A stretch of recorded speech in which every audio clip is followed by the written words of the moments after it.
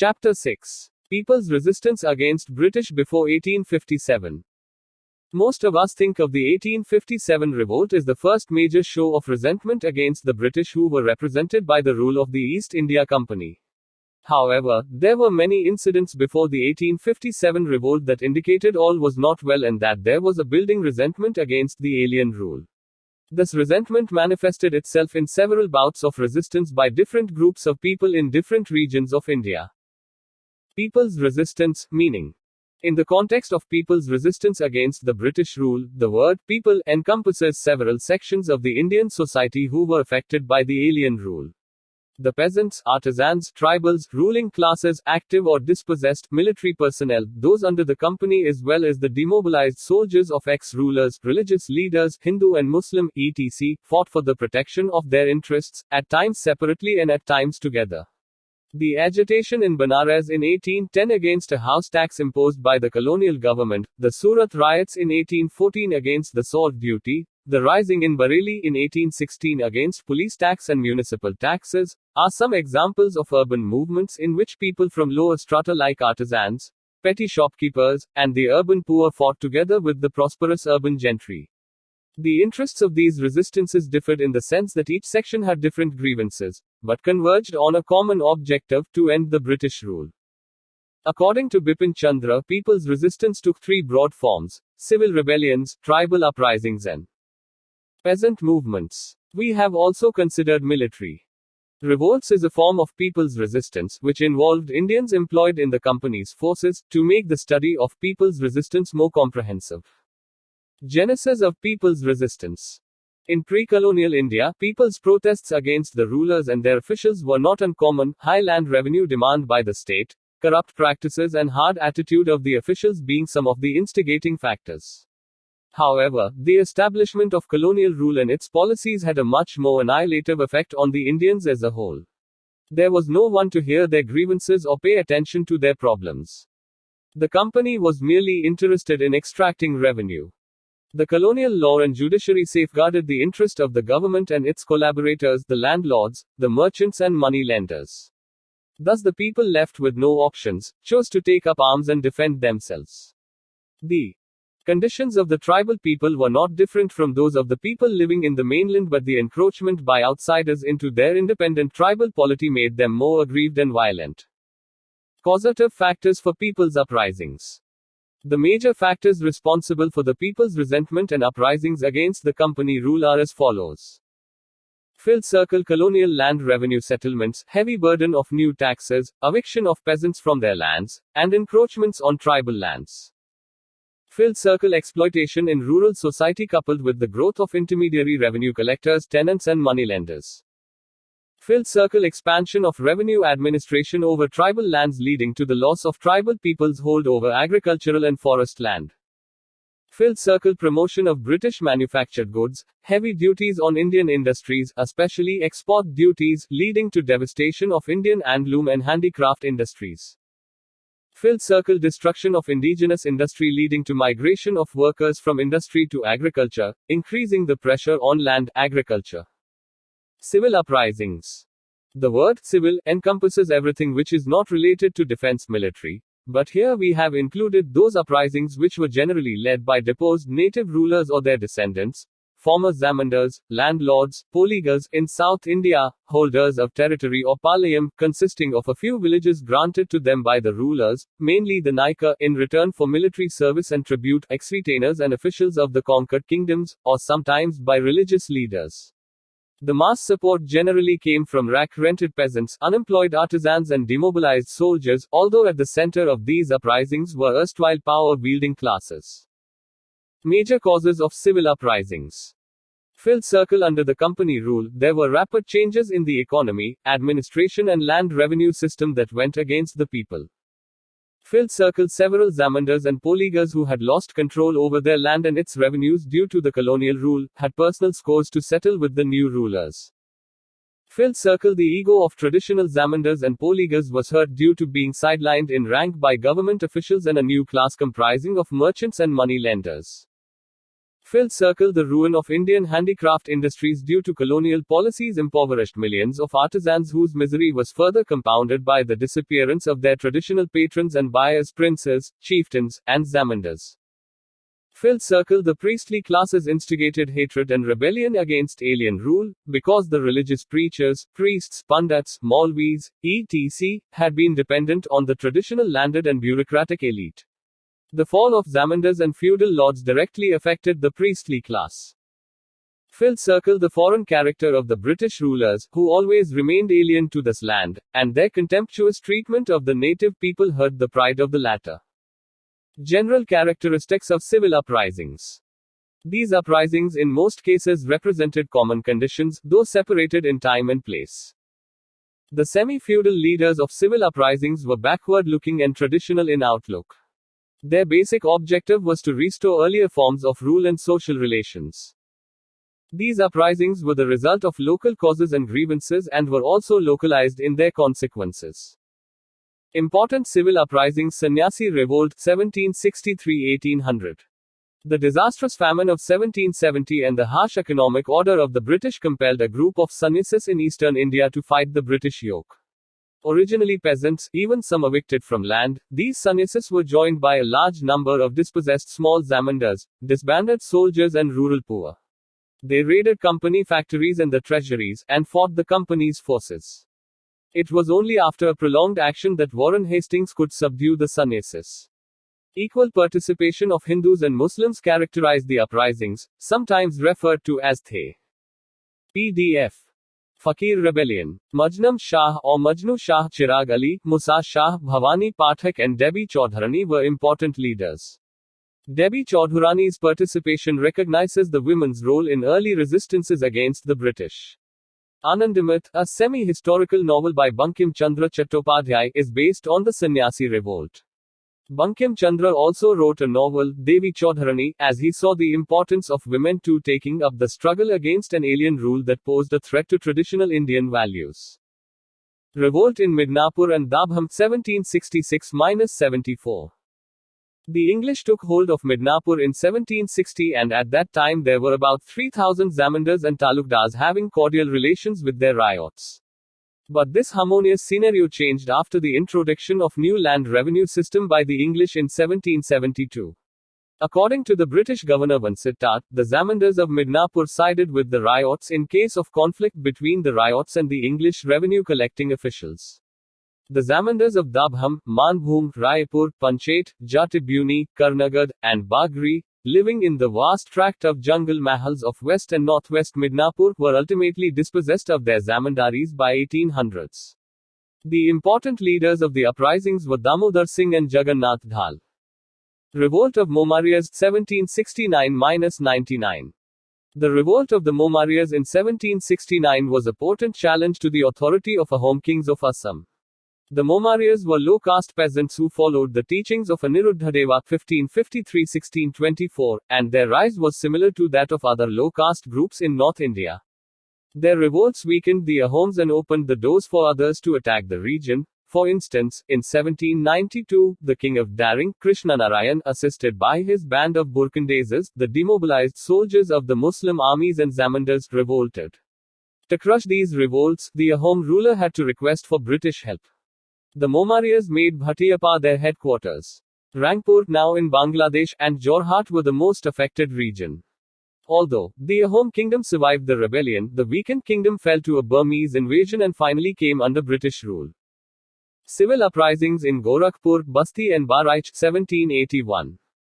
Warren Hastings, in order to meet the war expenses against the Marathas and Mysore, made a plan to earn money by involving English officers as Izaradars, revenue farmers, in Awadh. He involved Major Alexander Hannay, who was well acquainted with the region, as an Izaradar in 1778. Hannay secured the Izarar of Gorakhpur and Bahraich to the amount of 22 lakh rupees for 1 year. In fact, it was a secret experiment by the company to see for itself just how much surplus money was accessible in practice.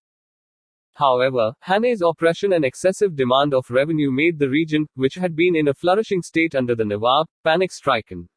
The zamindars and cultivators rose against the unbearable exactions in 1781 and, within weeks of the initial uprising, all of Hane's subordinates were either killed or besieged by zamindari guerrilla forces. Although the rebellion was suppressed, Hane was dismissed and his Izara forcibly removed. Revolt of Raja of Vizianagaram, 1794. In 1758, a treaty was made between the English and Ananda Gajapatiraju, the ruler of Vizianagaram, to jointly oust the French from the northern Sarkars. In this mission they were successful, but the English, as was usual in their case in India, went back on their word to honor the terms of the treaty. Anand Raju died before he could seriously tackle the English. The East India Company went on to demand a tribute of 3 lakh rupees from Vizayarama Raju, the Raja of Vizianagaram, and asked him to disband his troops. This angered the Raja as there were no dues to be paid to the company. The Raja, supported by his subjects, rose up in revolt. The English captured the Raja in 1793 and ordered him to go into exile with a pension. The Raja refused. The Raja died in a battle at Padmanabham in modern Vishakhapatnam district in Andhra Pradesh in 1794. Vizianagaram came under the company's rule. Later, the company offered the estate to the deceased Raja's son and reduced the demand for presents. Revolt of Dhundia in Bednoor, 1799-1800. After the conquest of Mysore in 1799, the English had to confront many native leaders. Dhundia Wagh, a local Maratha leader, who was converted to Islam by Tipu Sultan and put into jail due to his misadventures, got released with the fall of Seringapatam. Very soon, Dhundia organized a force which consisted of anti-British elements, and carved out a small territory for himself. A defeat by the English in August 1799 forced him to take refuge in Maratha region, from where he instigated the disappointed princes to fight against the English, and he himself took on the leadership. In September 1800, he was killed while fighting against the British forces under Wellesley. Though Dhundia failed, he became a venerated leader of the masses. Resistance of Kerala Varma Pazhassi Raja, 1797-1805. Kerala Varma Pazhassi Raja, popularly known as Kerala Simham, Lion of Kerala, or Paiki Raja, was the de facto head of Kottayam Koshiyot in Malabar region. Apart from resisting Hyder Ali and Tipu Sultan, Kerala Varma fought against the British between 1793 and 1805. The Third Anglo-Mysore War 1790-92 extended English paramountcy over Kottayam in violation of an earlier agreement of 1790 which had recognized the independence of Kottayam. The English appointed Veera Varma, the uncle of Pazhassi Raja, as the Raja of Kottayam. The new Raja, to meet the revenue target fixed by the company, levied exorbitant rates of tax on the peasants. This led to a mass resistance by the peasants under the leadership of Pazhassi Raja in 1793. Pazhassi Raja fought bravely using guerrilla warfare, and in 1797 a peace treaty was made. But a conflict over a dispute on Wayanad in 1800 started an insurgent warfare. Pazhassi Raja organized a large force of Neers which was supplemented by Mappilas and Pathans, the latter being demobilized soldiers of Tipu who had become unemployed after Tipu's death. In November 1805, the Kerala Simham died in a gunfight at Mavila Todu near present-day Kerala-Karnataka border. Civil rebellion in Awadh, 1799. Wazir Ali Khan, the fourth Nawab of Awadh, with the help of the British, had ascended the throne in September 1797. But very soon his relations with the British became sour and he got replaced by his uncle, Sadat Ali Khan II. Wazir Ali Khan was granted a pension in Banares. However, in January 1799, he killed a British resident, George Frederick Cherry, who had invited him to lunch. Wazir Ali's guards killed 2 other Europeans and even attacked the magistrate of Banares. The whole incident became famous as the Massacre of Banares. Wazir Ali was able to assemble an army of several thousand men which was defeated by General Erskine. Wazir Ali fled to Batwal and was granted asylum by the ruler of Jaipur. Arthur Wellesley requested the Raja of Jaipur to extradite Wazir Ali.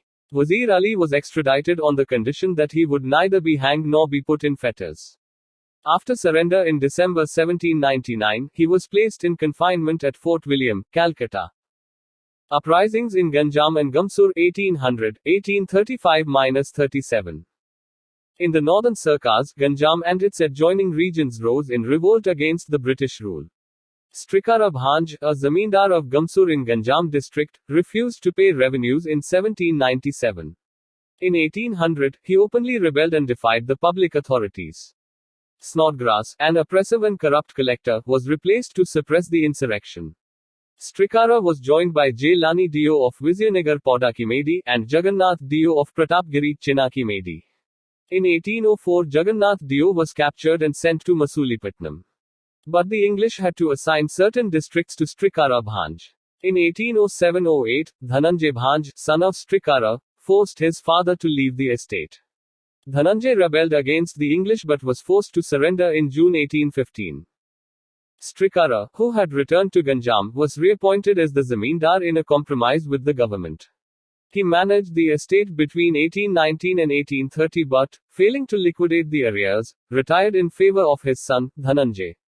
However, unable to pay the enormous arrears, Dhananjay Bhanj rose in rebellion for the second time when the British forces occupied Gamsur and Kolida in November 1835. The revolt greatly reduced the government's authority but Dhananjay died in December 1835 and his followers continued the resistance. The government appointed Russell, with full discretionary powers, to deal with the situation. The struggle lasted till February 1837, when Dora Bisai, a formidable leader, was arrested. The zamindari of Gamsur was forfeited. Uprisings in Palamau 1802.